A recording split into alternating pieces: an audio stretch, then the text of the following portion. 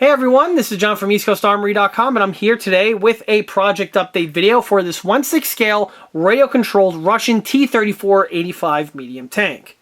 Since the last update, we are back onto the turret, and the turret's roof as well as the remainder of the turret details are starting to get fleshed out and be fitted to this model. In this video, we're going to be going all of the new additions that have been made, or I should say that have been added to this model, bring it up to the condition that we have here, as well as some of the modifications that were needed to be made to the stock turret itself in order to bring it to the condition that we see here. So stay tuned because there's going to be a bunch of info coming right at you. To start this video off, takes us to the turret roof. The turret roof that you see here is the stock component on the Armortek kit, and it's comprised out of a single piece of water jet cutted aluminum alloy plate.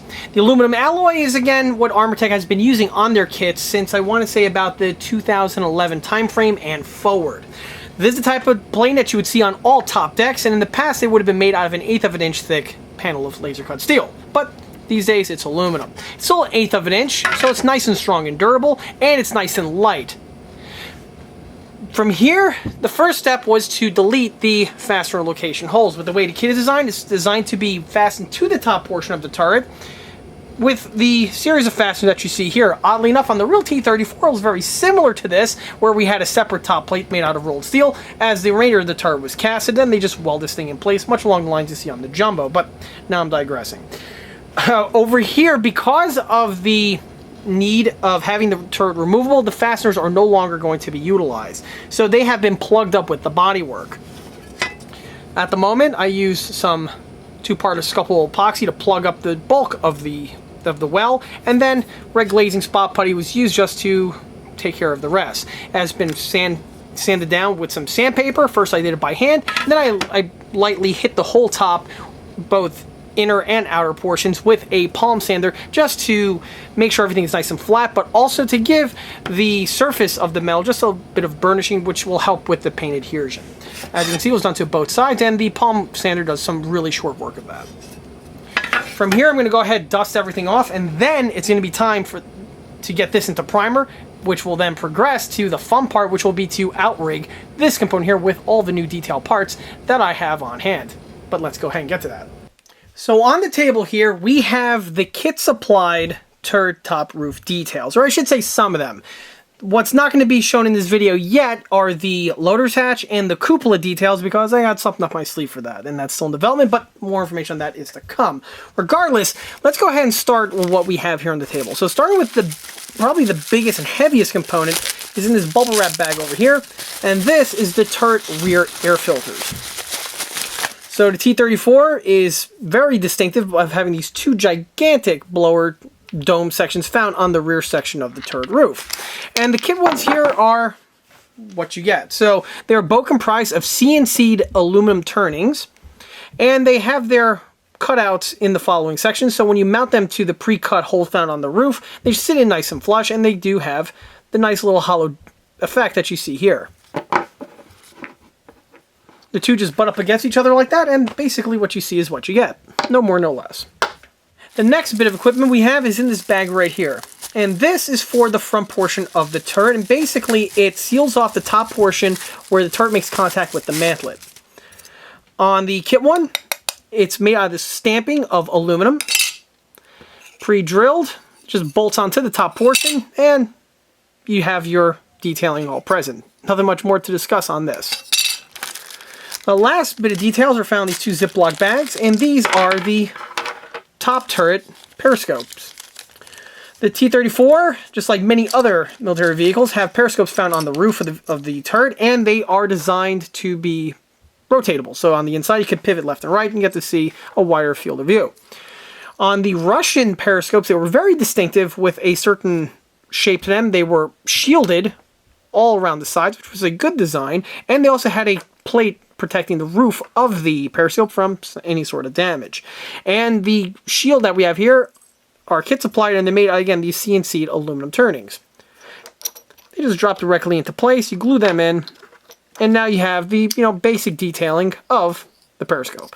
So as you can see, the kit supply components will more or less give you the appropriate detailing for the roof of the turret, and for a basic build, it should suit your needs just fine. However, as you know, this is ECA, and the one thing that we do not do here on our 1/6 scale build, specifically Armortek ones, are basic builds. So these are not going to be used and are going to be replaced with new counterparts. And well, let's go ahead and start with the heaviest, which is the air blower. So as I mentioned before, kit supply 2 turnings here of CNC aluminum, but as okay as these are, we can make it better. And they are going to be replaced with this unit that we have right here. And what we have here is the new ECA Russian T34 85 rear turret air blower cover set. This component here is obviously 3D printed, and unlike the kit one where it's in 2 separate halves, this one here, it is a single printing, and it is ready for installation straight out of the box. Absolutely no assembly is required. What you see is exactly what you get. So not only are the 2 halves pre-assembled, but so is the interior detailing, and the weld beads are already present. You basically take this thing out of the bag, prime it, paint the underside of the turret where this thing sits, and glue it on. Presto! You're all done. So what we have here are components, or I should say is a detail set that I was really doing a lot of research on when I was doing the design work.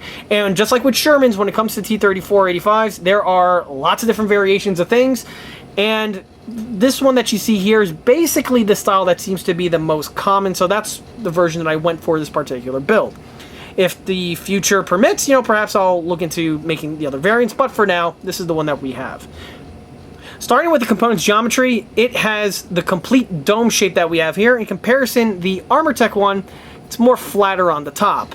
Again, there are several options out there, so I'm not going to say that this one is completely inaccurate, as again, there's lots of different variants, but from the ones that I was looking at, they seem to have a continuous curvature like the one that you see here. Also, you'll notice that they are not perfect circles. When the 2 sections were mated together, it actually removed a portion of the area in order for them to add the weld bead like you see present. On the outer areas, we have the weld beads present as well. And like I stated before, no other sculpting is required, just fresh out of the bag, and it's ready for installation at that point. On the side portion, you get to see the shape of the cutouts, which is actually quite similar to how Armortek did it, only instead of it being squared off, on mine here it has a small little radius, which again was lifted off of the real example. Also, another thing I want to mention on the real ones, these were not cast.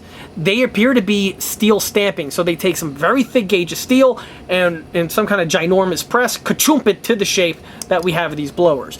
And these are actually the same exact blowers that are found on the 76 version of the T34, only it's just a single unit, and basically when they went with the 85, they just, took the one stamping, cut it, and just welded it together in order to get you the dual system that we see here.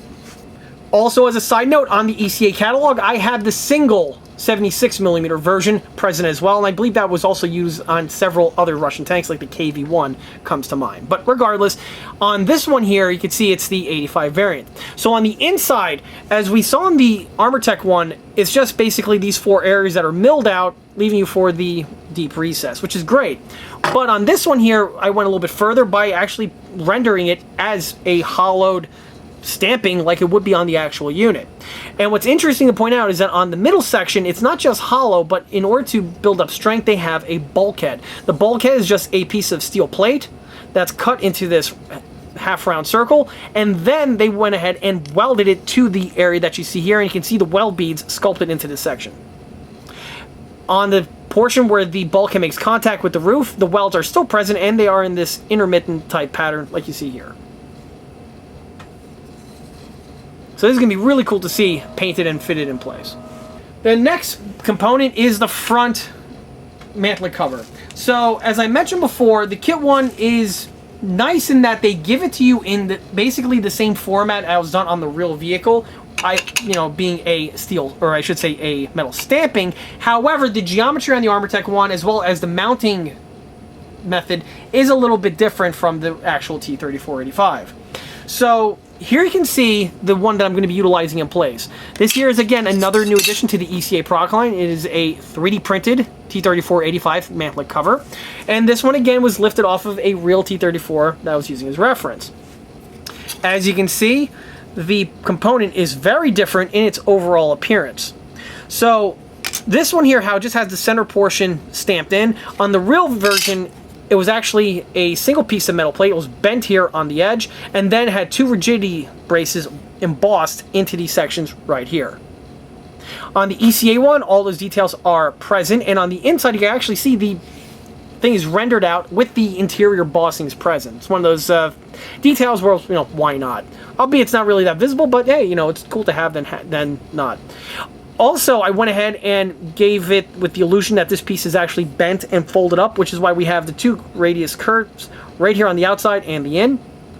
And again, it just really replicates that look very well. Also, on the real vehicle, the way this unit is fastened in place is it's only held on with 2 fasteners. And those 2 fasteners are right here on either side. And note, the Russians anticipated that there might be some fit alignment, not issues, but some adjustment. So they went ahead and made these 2 sections where the fasteners connect into with an oval cut, which is a very nice little feature, and it's brought into the ECA one. The fastener detail is to scale, and you'll see that there's a fastener as well as a washer detail present on the printing.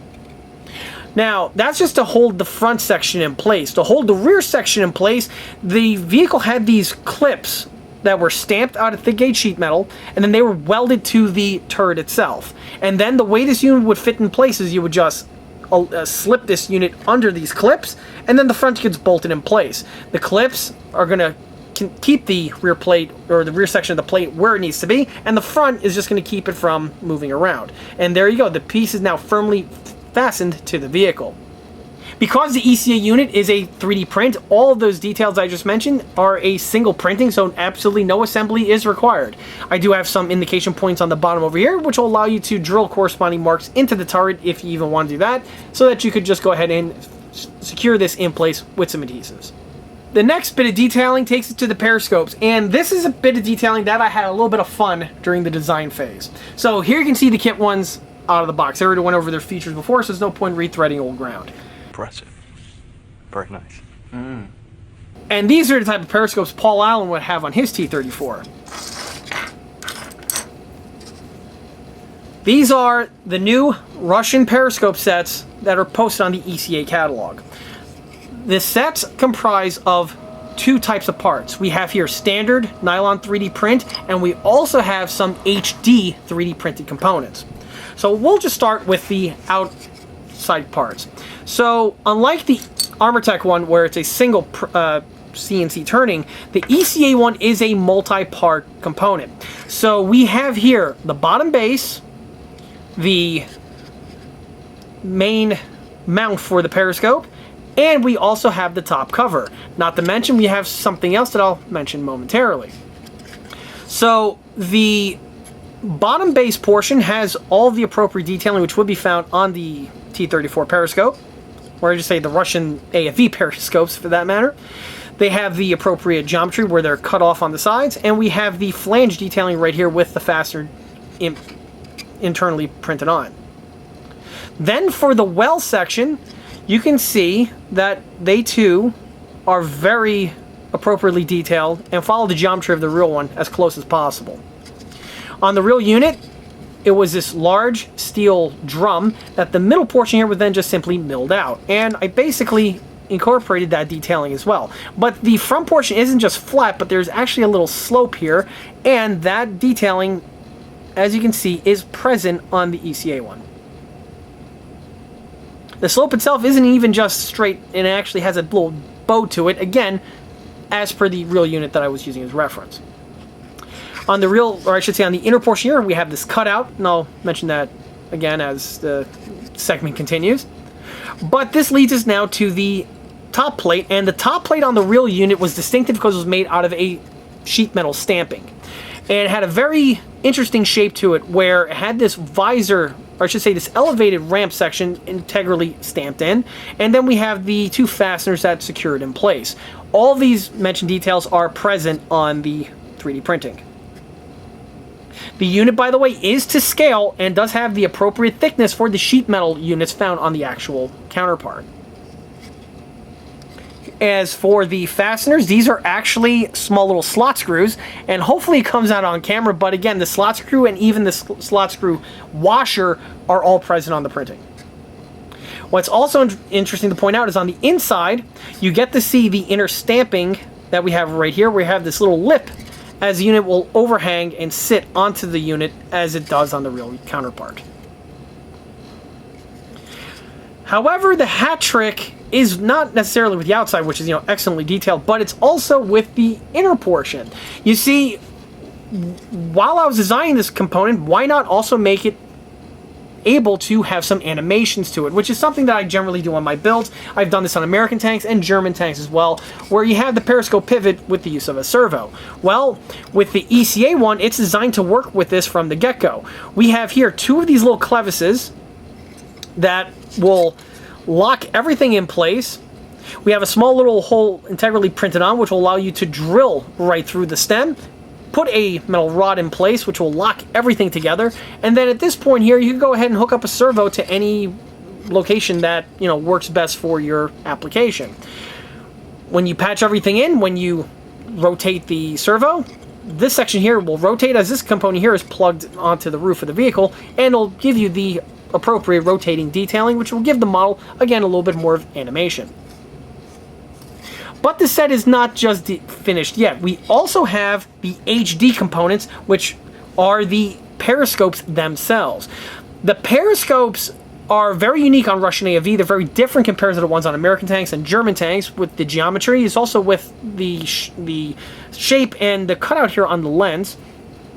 So here you can see the HD 3D prints. Now, I want to mention that these ones here are a pre-production sample, and the actual production units are going to be much more refined compared to these examples, but these should give you a good idea on what they will look like. They are also going to be printed in clear material so that, you just paint around the section, and now you have the inner prism section nice and shiny and translucent, which will, again, bump up the accuracy. But you do have the geometry here of the internal lens, which has this little house shape to it. And what's also interesting to point out is that on the Russian tanks there is this line cut into the lens right over here. These details are present again on the ECA printings. These units are designed where you just snip them off and they will just plug directly into place right over here on top of the vehicle, again giving you the high detail accuracy of the internal, or I should say the external periscope details. But we're not done yet with the new detail parts. Oh, no. We have here some more stuff. The next component is what we have right here on the table. With the camera zoomed in, you get to see the new component in better light, which is the ECA Russian T34 85 turret antenna base set. The antenna base set is made out of HD 3D print, so it gives you very crisp detailing. And it's also very highly detailed because I had a great reference example to study and research. And all of those details were transferred over into this piece here. What you're looking at are actually 3 components. There's an extra component that I'm going to mention in a second, but here go the 3 that are found on the printing. Normally the stem here would be printed over here, but it popped off when removing it from the parts bag. Regardless, it's still perfectly fine. So the first bit of detailing is the inner antenna base itself. This here is the standard Russian antenna base of the later war period. And again, I had some very good references on this, so all of the detailing has transferred over from the shape to the small little fasteners that are present on all of the locations.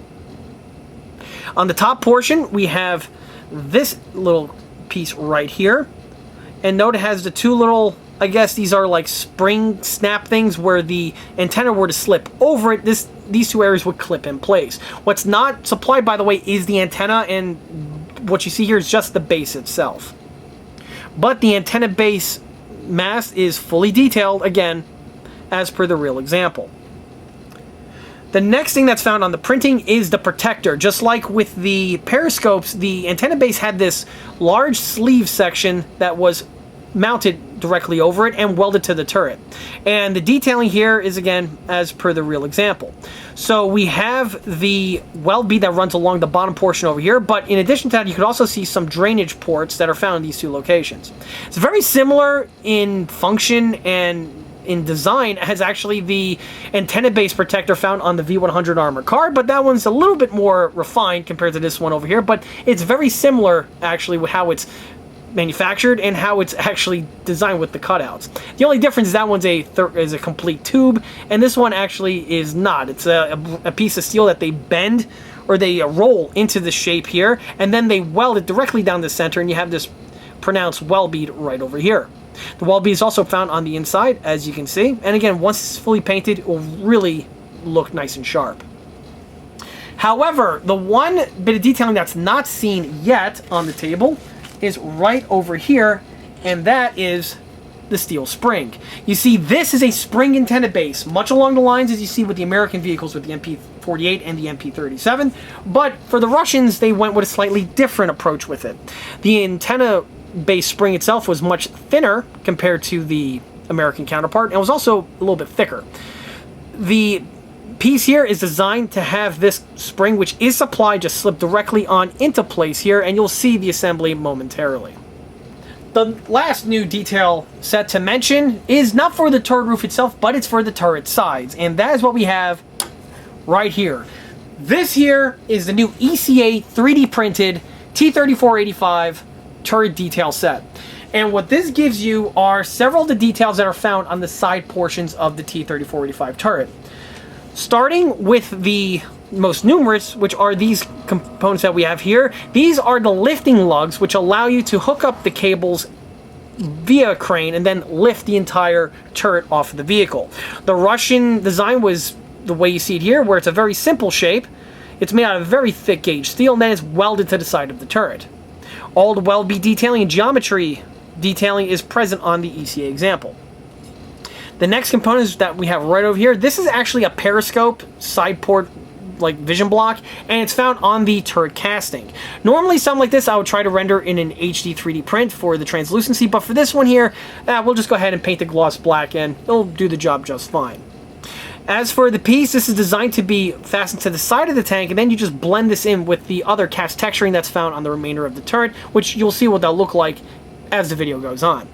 However, the next two components are probably one of the more unique aspects on the T3485, and it's the pistol ports. Unlike the Tiger one, where we had that really cool pistol port on the side of the turret, the T34's was much more, well, Russian. And it's these two examples that we have here. The pistol ports are these conical shape lumps of steel, and they're basically held with a chain, and they just plug onto the inside of the vehicle. On the inside portion over here, there would be, on the real unit, some kind of a lever that would lock this thing in place, much along the lines of we saw on the King Tiger. In fact, the Tiger one also kind of copied this on later variants, but that's a story for another video. But regardless, all the details that would be found on the real one are found on the ECA example.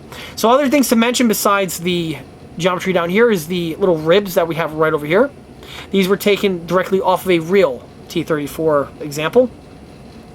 And we also have the sections pre-drilled out. Now, what is not seen on the table at this time is the length of wire and chain that are supplied with these sets over here to complete the detailing. In addition to the chain work, we also have here these two basic interior mounts, and these are used to just connect the chain to the inside, and so these units will be able to dangle off the side of the vehicle once they are fitted in place, which again, you'll see how that pans out as the video goes on. So after not a whole lot of time, I was able to get the parts assembled. They basically went together in less than a minute, which is fantastic. The only thing I had to do was just snip the parts off of the sprue, and then everything just lines up to its appropriate location as designed. So as you can see, here goes the rotational drum section of the unit. Here we have the bottom base. This guy here just slides into the bottom base like so. The clevis then gets fitted in place to hold it where it needs to be. Obviously, this here would be affixed to the roof of the tank. And with the way the piece is designed, this is meant to drop onto the Armortek turret top half, where the holes are integrally milled onto that plate for use of the kit ones. You just simply swap those out for the ECA ones. So this gets glued to the vehicle. This part here just slides in place.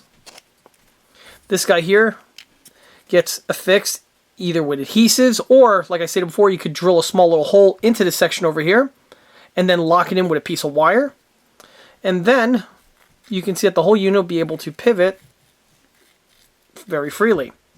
The next thing to mention is the periscope. You might want to first pre-paint everything on the inside, as well as pre-paint the lens separately. Drop that into place. It just drops in exactly where it needs to go with that nice little cutout that I mentioned before.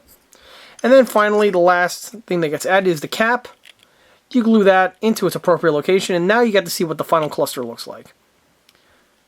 And as you can see, it is a very nicely detailed part, and will greatly enhance just about any Russian tank model out there that utilizes a system like this, be it a T34, KV, or even any number of the Stalins. Also, at this point, I went ahead and assembled the antenna base. So here's what the final antenna base looks like. With the piece removed off of the sprue and without the drum obscuring most of the view, you really get to see the bottom detailing now in better light. As I stated before, the spring is fully functional. It's a bit stiff, so it's not nearly as flexible as, say, the American ones are, but, you know, regardless, you still have that detailing present on this piece here.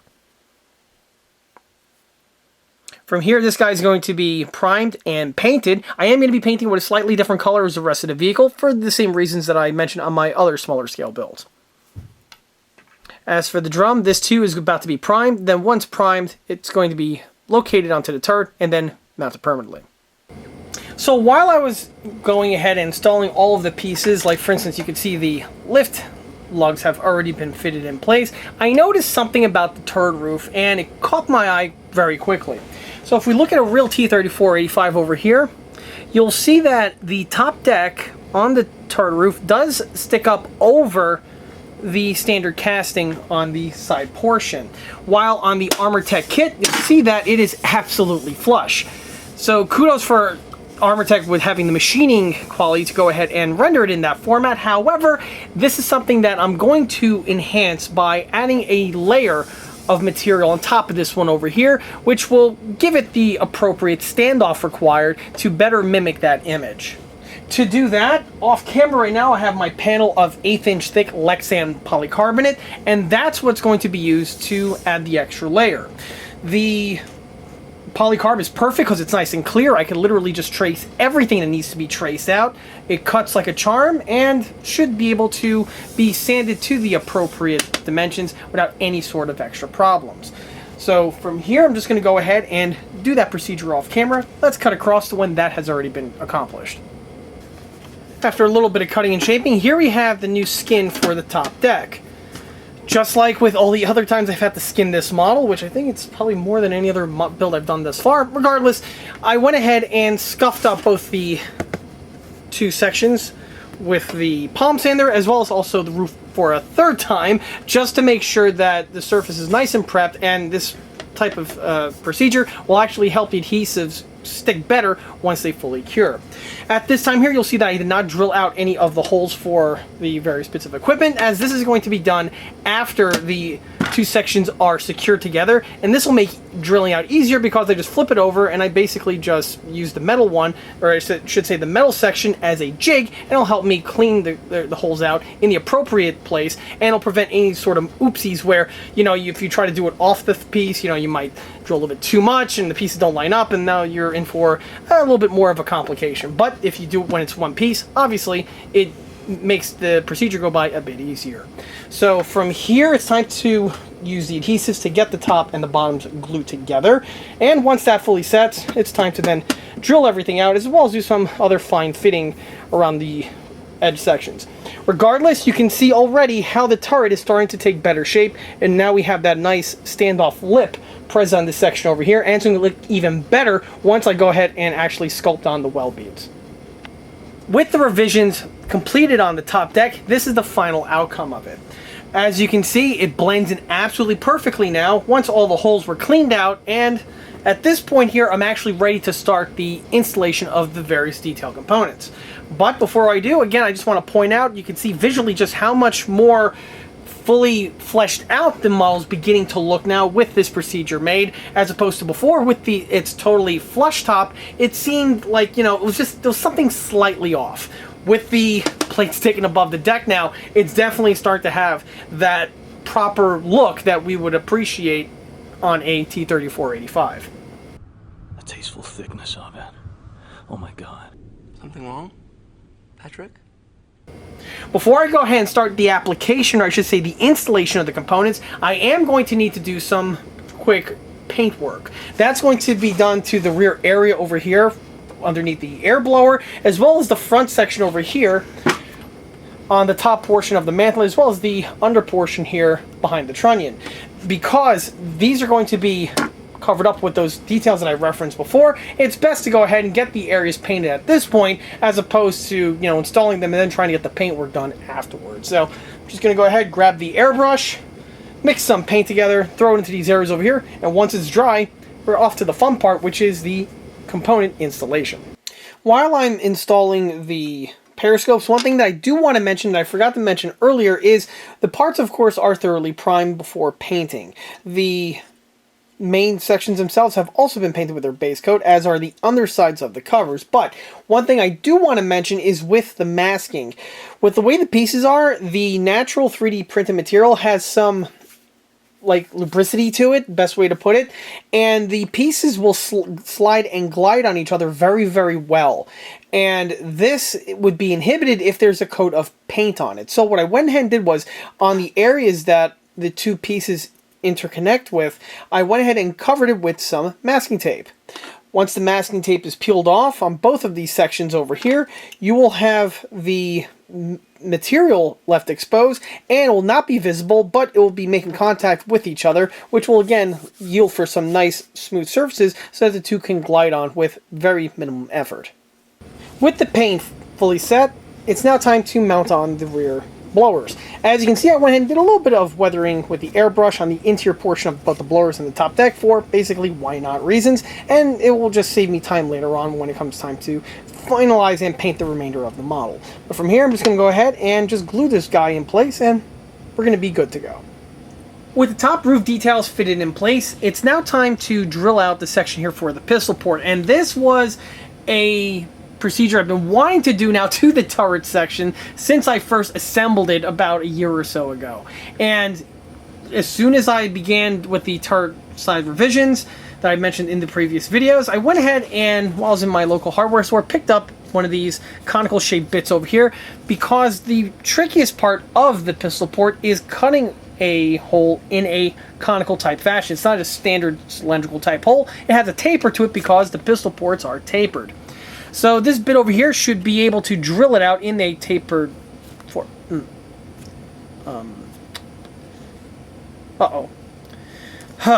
Crap. Okay, so I just came back from a quick outing to Harbor Freight. That was a bit of an impromptu type visit, but regardless, here goes the new tapered bit that I'm going to utilize. As you can see, here I have the pistol port, and if I line it up right over here, you should be able to see exactly how this thing is going to work. So I already have this section here marked out. I'm going to first drill this with a standard drill bit, and then I'm just going to go in here with the step bit carefully until finally it's at the depth that I'm looking for. Once I have the basic rough shape cut out, then I'll go ahead and switch over to something else I picked up from Harbor Freight for this job, which is this conical grinder over here, which is going to smooth out and do the last bit of hand fitting required in order to get this thing fitted in place. This is really the biggest challenging aspect of this type of a procedure, because again, it's not a simple, you know, drill a hole in something and plug it with something else. It takes a little bit more finesse. So I'm going to go ahead and take care of that right now.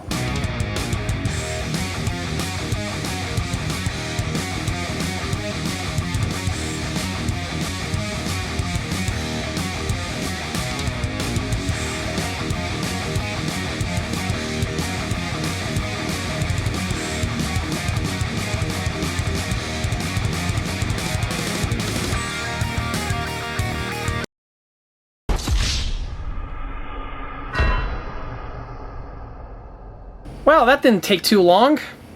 Harbor Freight quality at its finest. Luckily I got the other one. Let's see if this giant beehive one fares any better.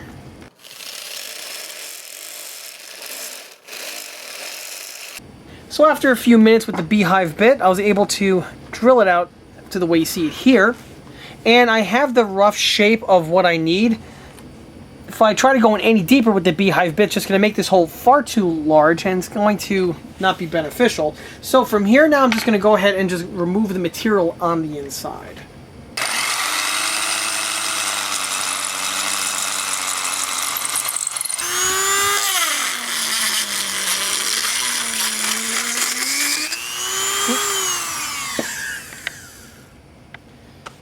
Well, that sacrificed itself, but let's see if that was enough for the job at hand.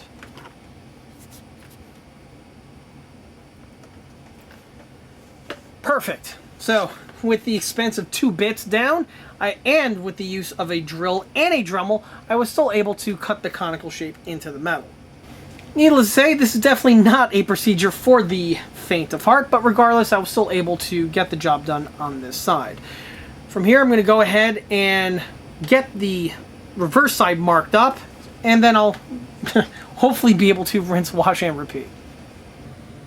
With the camera briefly off its tripod, you can see that the hole is indeed tapered. Slightly asymmetrical. I'll go ahead and refine that with the Dremel momentarily, but regardless, you get to see the basic outcome of what I'm looking for.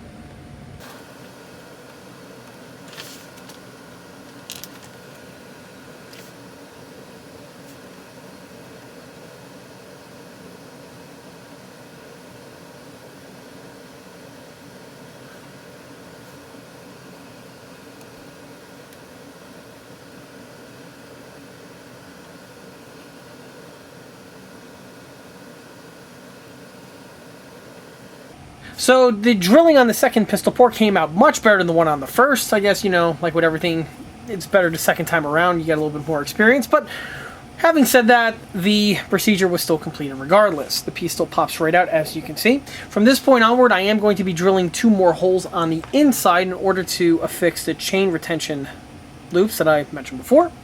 And then everything's going to be pre-primed and then fitted in place.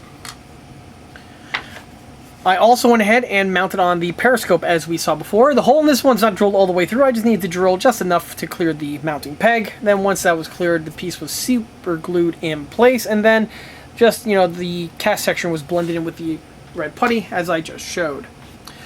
One thing I do want to mention is that, oh boy, this procedure makes a mess. There are a ton of filings that are going to be the end result of this procedure over here. So yeah, that's definitely going to be something that needs to be swept up quite quickly in the shop, and I'm probably going to be doing that before I continue any further. And once the pistol port is fully assembled, the unit can be fully functional as the way you see it here. So since the last scene, I went ahead and completed the last of the construction work required on the plug itself. We have here some bent sections of wire as well as a length of chain.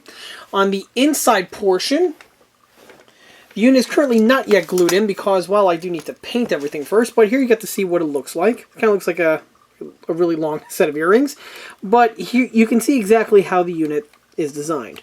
So, like I mentioned before, we have the plug itself, a little bit of wire, a length of chain, as well as a corresponding loop of wire, and here goes that connection point that I mentioned earlier. On the inside portion of the vehicle, there's a hole drilled into the bottom portion of the floor, and this just simply gets plugged in and glued in once the time does come. But like I said before, that's going to be done after the unit is fully primed and painted, because trying to do that when it's on the tank is pretty much a bad idea. So we will be taking care of that momentarily. However, once the unit is mounted in place, even though it's not yet glued on, you can see just how the part does function, and it functions, for the most part, pretty well, as does the real unit. This here gives a lot of extra accuracy and also a unique bit of detailing on the side of the model over here that normally will just not be present. Most people, when they model these units, it's just, you know, they have this cone section modeled on the side of the vehicle and it's static. But, you know, ECA being ECA, we go ahead and go the extra mile. On the top portion of the model, you can see what it looks like with the periscopes fitted in place. Now, these are just fitting temporarily because I am going to hook up a servo system so that the units can pivot on demand with the animation features, which will again be a interesting aspect of the model, but this is something that's going to be done in the next video update. Regardless, you can see exactly how the units look like once fitted to the vehicle. As you can see, they really give the top of the turret a humongous focal point, and they are going to look even better once the entire model is fully painted, and also once the lenses themselves get painted as well. But from the time being, you can see how everything just fits according to its design, and everything is really coming together very well. At this time here, the next aspect of the build, or I should say on the turret portion, is to fabricate the magnet lock system. This was something I was on the fence about because before the turret roof fit onto the turret in a really snug manner, and honestly I didn't think it was going to be necessary at that time. However, as the plate was removed on and off, it kind of broke in, and at this point now it just sits very, very loose on the top. So magnet lock systems are going to be incorporated on this build, much along the lines as you see on my other 1/6 scale build counterparts. But more information on that, of course, is to come. In addition to that, I'm also going to go ahead and sculpt on some well beads and do these side grab handles, but this is something that I'm going to be mentioning and discussing in more depth in the next video update, which again should be dropping hopefully not that much longer past the release of this video here, but that remains to be seen.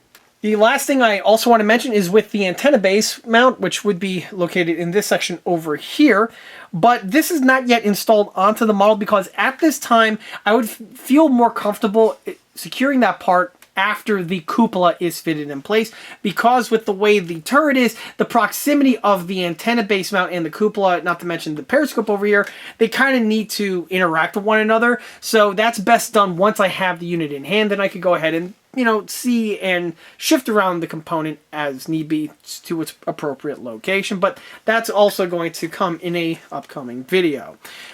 Along similar lines, at the moment, I'm actually finishing up the last of the CAD files for the turret over here. For instance, the loader's hatch is completed, and that is currently, at the time of filming this, in production. I have some pictures you can see on the thumbnail of the CAD file of the finished loader's hatch. As you can see, there's a lot of stuff going on with that, so that's going to make for an interesting video when the part comes in. And right now, I'm still working on the commander's cupola, where I'm working on the interior sections, and it's going to have an interesting feature with the hatch, but again, that's something that remains to be seen. So as you can see, the turret is shaping up and fleshing out very nicely. The top deck was a bit of a surprise. Honestly, I wasn't anticipating having to skin yet another component on this model, but here we are, and it's one that I definitely do not regret. The turret is much more representative of the real unit now with the extra layer in place. It's just, it fills in and fills out so much better compared to stock. And, with the addition of these details over here, you can really see how the turret is growing and is really more or less like a video or two away from being ready for painting. So that's really, really good.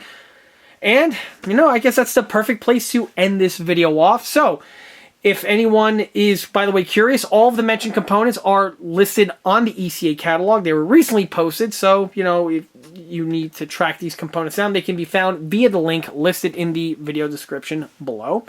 And with that, that wraps up this project update video for this 1/6 scale Armortek radio-controlled Russian T34 85 medium tank. If you like this video, be sure to subscribe to this channel, where it's a great way to keep up to date on new posted content, being 1/6 scale project update videos like this one over here, or the other smaller scale model showcase videos that frequently get posted to this channel. Another way to keep in loop of new posted content is by liking us on Facebook. There, I have more photographs of this particular models that have been posted since the project start, as well as the other smaller and larger scale builds that have been seen on this channel in the past. Furthermore, don't forget to swing by EastCoastArmory.com, where you can see all of the mentioned details in this video, as well as all the other 1/16 and 1/6 scale builds and detail components. Thanks again. I'll be seeing you all again on the next one. Till then.